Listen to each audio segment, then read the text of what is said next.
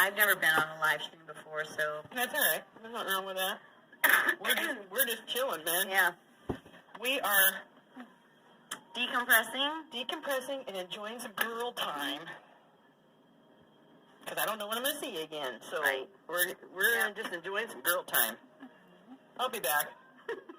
I can come harass you. Well, who knows? Because we're family now. Yeah, we are family. We are family now. We are sisters. That's why I call you sister, because you are. We're family know, I now. have 10. I don't live stream. I don't video, but I have I love to take pictures. So I personally have about 10,000 photos of the convoy from March 5th up until the last days that I was with them. Right. So that's a lot of pictures. Yeah, and I only am on Facebook, so I tried to put the majority of them on Facebook, but there's a lot of them that I didn't even post at all. Right.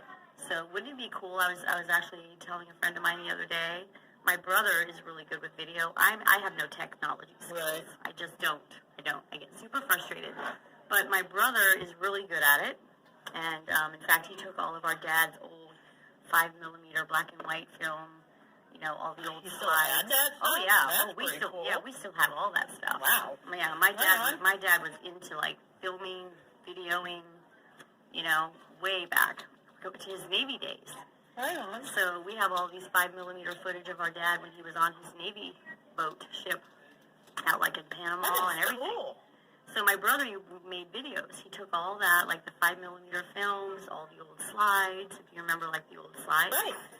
And a lot of the old, anything that my dad old videotapes, and he made all these compilations and put everything on video and then on CD and then on computer.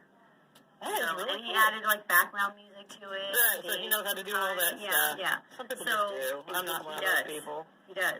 So I was thinking the other day, and I was just telling a friend of mine, I think it was this morning, it would be so cool to go through a lot of the pictures that I have taken and have my brother make a video or some sort of a documentary where it's just images with music behind it. Right.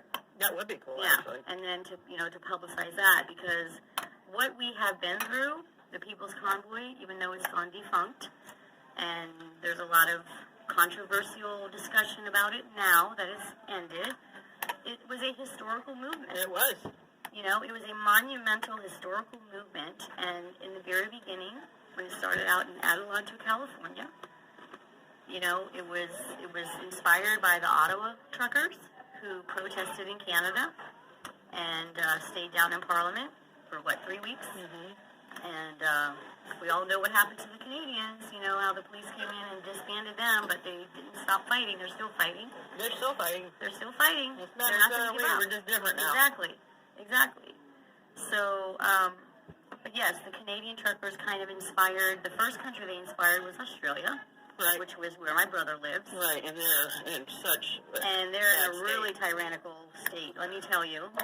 Yes, so my brother was one of the ones who, when they decided they were going to go to Canberra and protest at Parliament, he packed up his vehicle and he drove the 8 hours and he spent about a month up there. Did he really? Yes, he did. That's awesome. And he met patriots. He met Australian freedom lovers, freedom fighters, and patriots from all over Australia. Right on.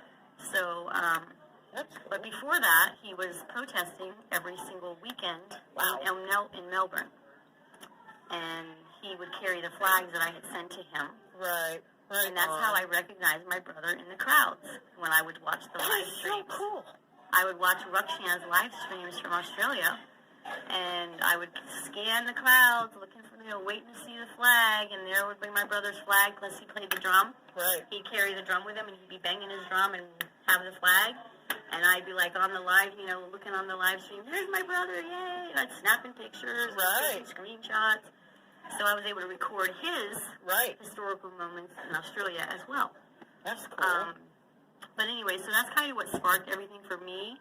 My brother started, I watched the Canadian truckers and fighting for their freedom. I watched my brother, and heard his stories of what he was doing over in Australia. And I would be sitting there on my couch at night, at the time I was still working. And I would be sitting on my couch at night watching this, thinking, gosh, I really want to be doing something. I want to be fighting for our country and our freedoms. And because I'm aware of the agenda, let's just say. And I've gone down the rabbit holes, and I've done my research, and I'm a critical thinker, and that's what my dad taught me to be. You know, don't just take things as they are. Don't just believe everything that you see and read on the TV and the newspapers. You need to do your research. You need to think for yourself, come to your own decisions, draw your own conclusions. You know, you need to, my dad always taught me it's important to be aware of political events. You're getting ready for a box? Yeah.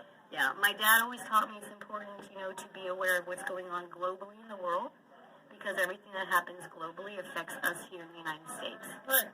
And so all my life that was ingrained in me, plus being around the military, you know, living around different cultures, traveling to many different countries, you realize that we all are interconnected.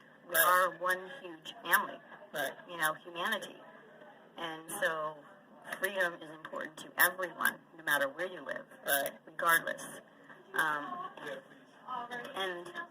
God has given us those inalienable rights. You know, it's a gift from God. It doesn't come from man. It comes from God, our Creator. So, here comes Steph again. Hi, Steph. She's